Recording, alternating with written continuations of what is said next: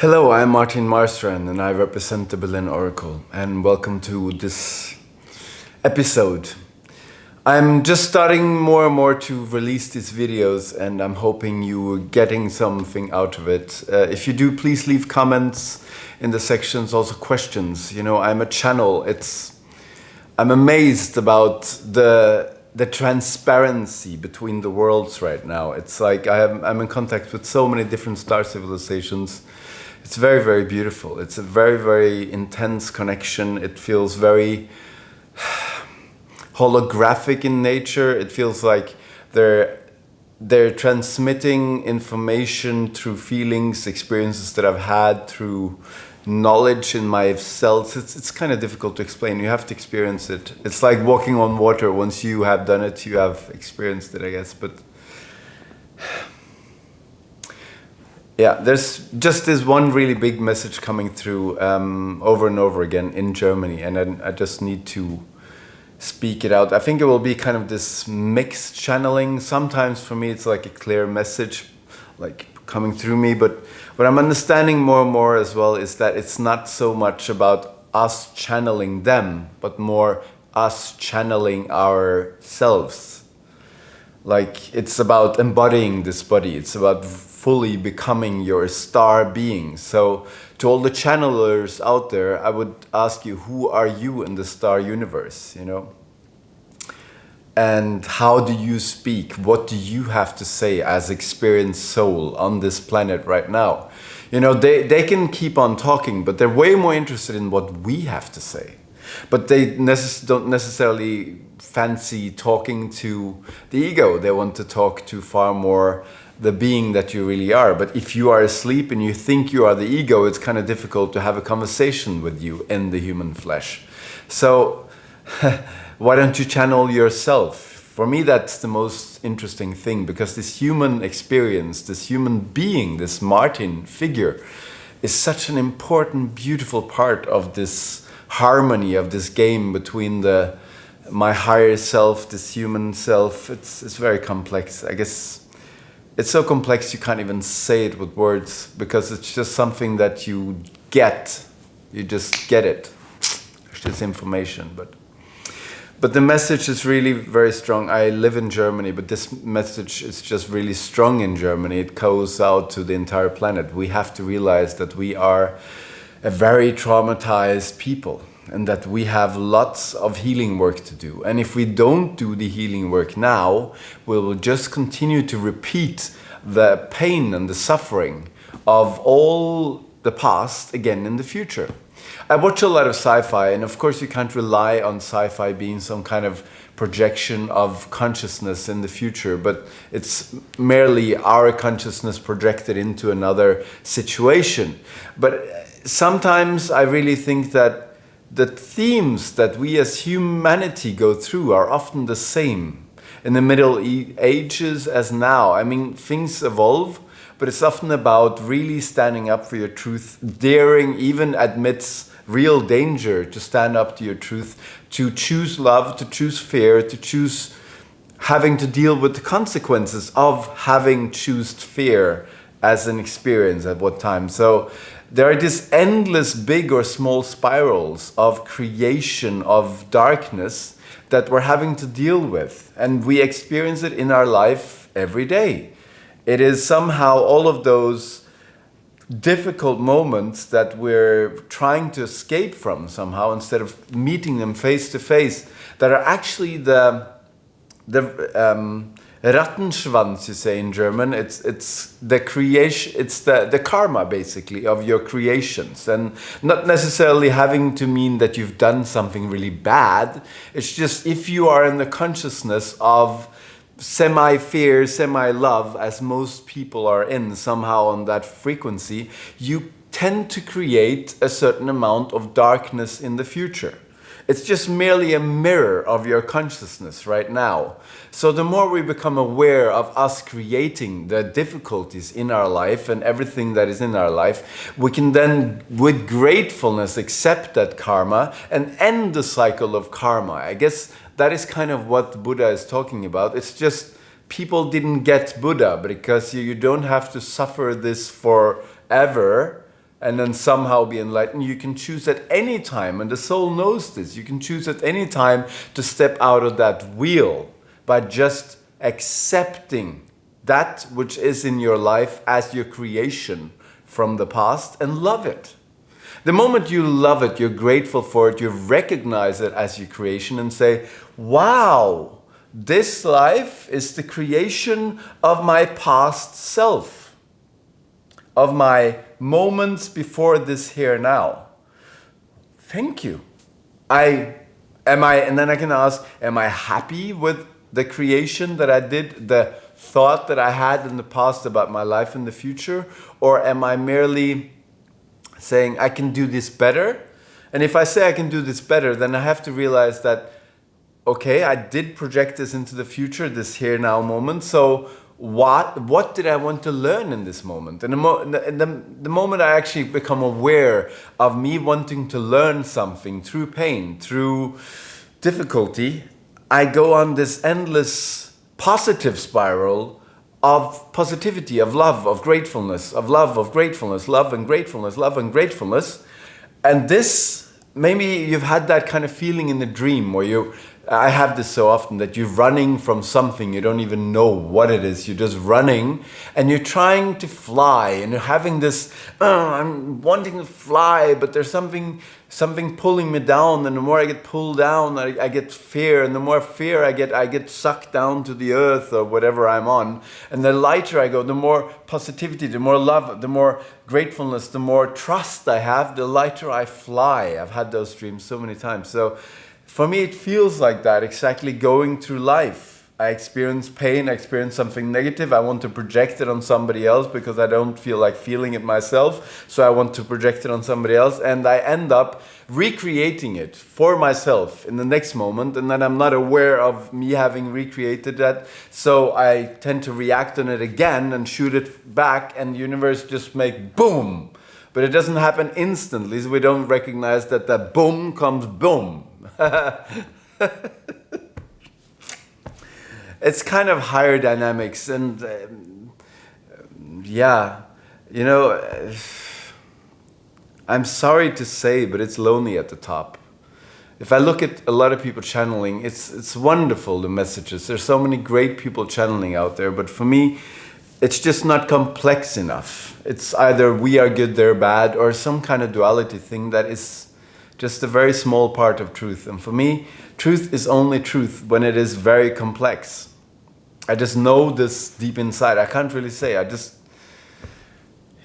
that is the thing when you remember. You just remember. And then, game is up somehow. The illusions end. So what I really wanted to say is, let's take this moment, this Corona beautiful moment, to take a deep breath. And another deep breath, and let the breath follow the breath into your heart, into your soul, into your being, and just meet yourself there. Whatever fear or horror or beauty or love or laughter or whatever it is, just breathe in and breathe out and be with that just for a moment. And this will only work if it's true. But if it's true, you can now say, I commit to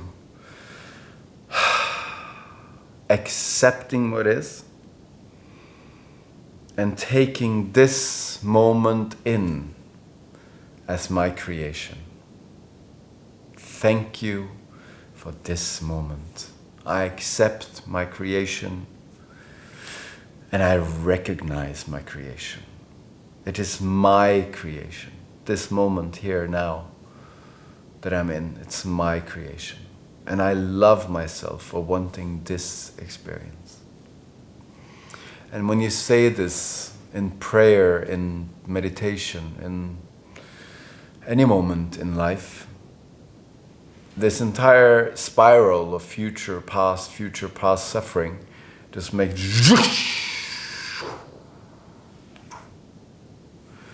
and it kind of it kind of opened itself as a lotus flower.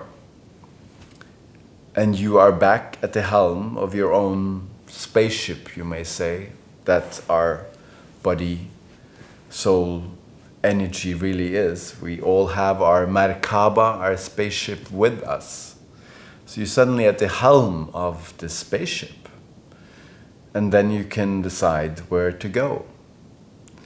And we will all have this. We already always have had it. We've just forgotten that we have that. And that is good and bad and everything in between. I'm just hoping you understand this kind of communication, because I've been wanting to communicate like this all my life, and I guess I had to wait until I got almost 40 years of age to really have the courage, the strength, and the understanding of this, which is inside of me. So it's just with the depth of my prayer, I ask you, if we really accept for this moment that you, I mean really you and me and everybody else are really the creators of this moment, what do you really want to experience? And for me, that is love. It is being hugged. It is feeling at home on planet Earth. It is feeling the highest frequency of love, or a high frequency of love, and experiencing how this wonderful, beautiful body just opens itself up as a lotus flower of technology. I guess my body doesn't want to consider itself technology, but it's fully packed with the most amazing, transcendent experiences. It's all here. It's just data and, I'm sorry, but technology that is just waiting for the right chip of consciousness saying activate. So what I'm trying to say is, if you want more love, more joy, more happiness in your life, say it. Speak it out loud. Say, I accept this moment as my creation. Thank you. And you work on this thank you for this moment, whatever it is. There's just really no exception. If you're in prison and you are being tortured, the way out of pain is saying yes, thank you. And the thing is that Martin, I haven't been there, but my soul has been there. Somehow. When I say this, this feels like experience. It feels like something that I have experienced and something that I hope to never experience again. And it's possible. It's possible. And the moment we end suffering by saying thank you for it, as I said before, it makes and you are at the helm of your spaceship. And you are a conscious creator. And as we live in a world of lots of people that are unconscious creators, we have to do this every day, because we get impulses of people that think that somebody else are creating and that they are victims of the moment here now. And this consciousness is contagious. I feel at the moment I talk to somebody else that in a very straight, like in Norway, like a normal functionary or doctor, somebody that's completely convinced that the system is like it is and it's perfect. And when I talk to them, it's like my whole consciousness makes and very narrows down. And it feels like this is the truth and this is the only truth. So help me, science, God, whatever. And it's contagious. After a while, I will start thinking that way and I will not have as much possibility. So it's very important, creational possibility, I mean. So very important to remember this when we enter into society and we really want to remain conscious, because we're contagion this contagion to each other all the time. There's so much talk about virus, but nobody talks about thought being like virus, you know? I just have to check that the camera is still running. It is, everything is fine. So this is, I love this, you know, I love this conversation because Martin, I'm hearing something. I felt this information before, but I hear it speak, and it's definitely me, Martin, talking. But at the same time, it's just something that I've always known, and now I remember.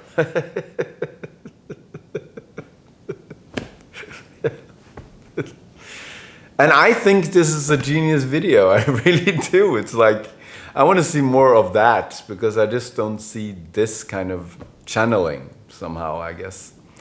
So I guess I'm kind of waiting for people to realize that. But yeah, again, I'm the creator. So I realized that I wanted to have a vacation on this planet. And my ego, and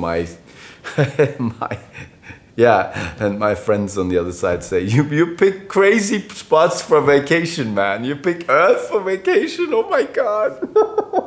That's what my other friend says, but anyway. So I wanted the action-based, thrilling, one moment on the other side, a whole life on this side, vacation, to experience, hopefully, and what I really believe to be the awakening of a species from utter darkness into possibility light. And it's amazing. I mean, it's what's happening on Earth right now is unprecedented, as you say. I don't even know what that means, that word, but I think it means like it's never happened before. And yeah. I feel like I can connect to you now, my viewers. Sorry for jumping around, but I love you. I really do. And I just so much, I guess the name of this video will be like the end of karma, perhaps, or the end of suffering. Because it's really up to us. Do we want more suffering, or do we want more joy? Do we want more separation? Do we want more love? And if we now take this moment, I guess this is the essence. If we now take this moment and really say, enough is enough.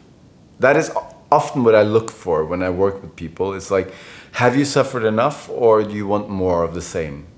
Like, is it authentic, this wanting something else? And from my experience, any species, or this species in particular also, just we will continue to have the suffering, the experience of suffering that our forefathers and their forefathers, etc., have had, until we are ready to say, thank you, we've had enough, it's our creation, we want a new, lighter, more beautiful, more harmonious, more abundance version of life on Earth. It's really up to us. So we can blame the politicians, we can say you have to change, we can blame the old people, blame the young people, we can blame the others, blame the black people, the yellow people, the white people, the Nazis, the whomever, but it's not gonna change anything.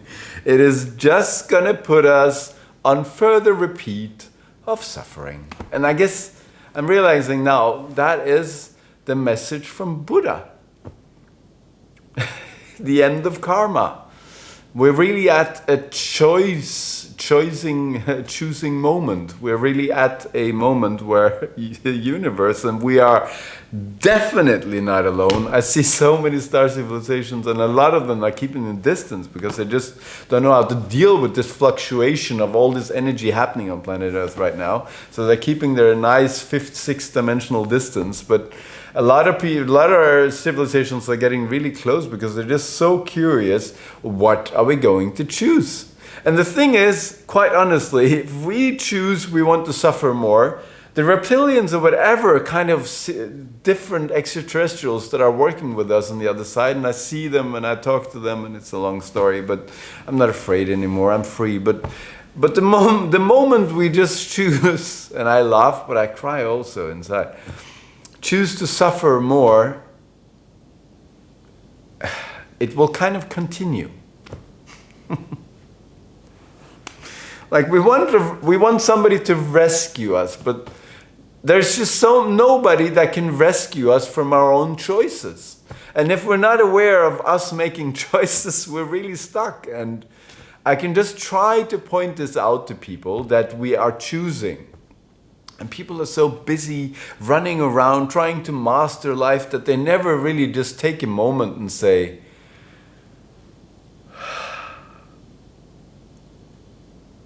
why am I here? What did I really want to experience? Why am I not experiencing that perhaps that I wanted to?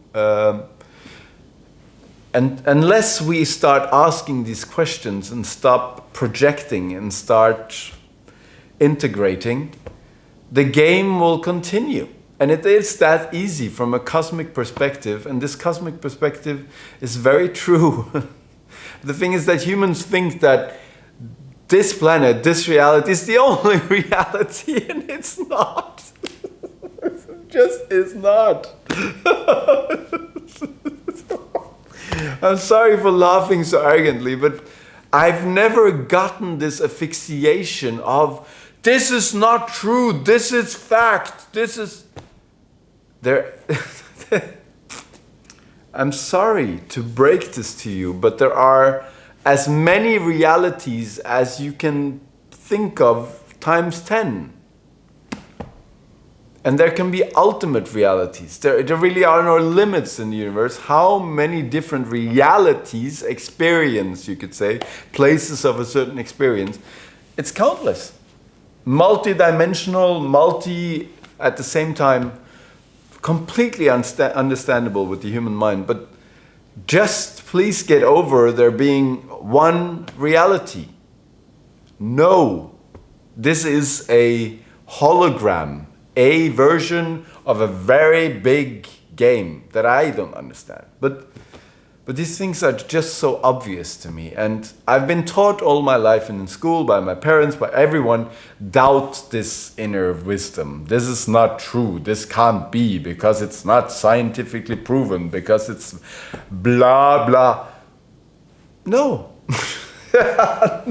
I will not doubt it anymore. It is so loud inside of me. It's so strong. It's so obvious. I know who I am. I remember, and I will continue to remember more. So I will have to live with your choices, because there are no separation. I can be as enlightened or expanded or aware or creative or whatever that I want, but if you want a certain experience and we still live on the same planet, I will have to somehow deal with you. So yes, this is out of the wish for self-preservation. If we want to continue to live on this planet, I don't know what to do. I can beg you, I can go to your feet, I can kiss your ass, I can do whatever, that you will just please wake up and take responsibility for your life, for your creation, for everything in your life. There has never been a victim, and there will never be a victim, because there are no victims in the universe. There are only creators. Some are conscious, and some are not conscious. Which one do you want to be?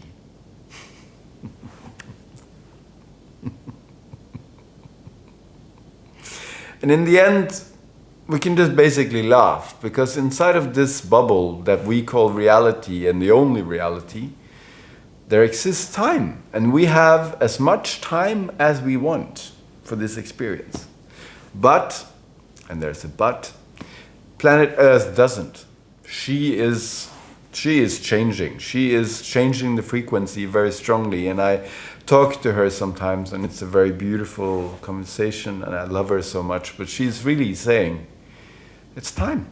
It's time for choices. She cannot sustain our life anymore. She just can't. There's no way.